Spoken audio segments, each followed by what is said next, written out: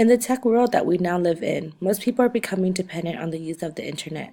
Therefore, it is necessary that we inform our students on the dangers involved with frequent internet use. Some of the symptoms include excessive fatigue, loss of sleep, academic problems, withdrawal from family and friends, and behavioral problems. Ergonomics is the safe physical use of the computer. This includes choosing the correct mouse and keyboard, as arthritis can develop from the constant typing and clicking. Sitting up straight. Having good posture with sitting up on your chair with your back flat against the back of the chair and feet firmly on the ground. Another way to practice ergonomic is to maintain a safe distance from the screen. You should not sit too close nor stare at the screen for long periods of time.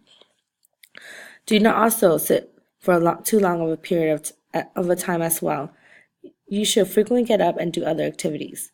Some of the online safety tips when using the internet, as there are many different scams and ongoing advertisement. Do not give out any personal information while online, nor your name or pictures. Have your students report any info that makes them feel uncomfortable. Do not agree to meet with anyone online and report inappropriate comments that was made to you. You should not use any inappropriate comments yourself.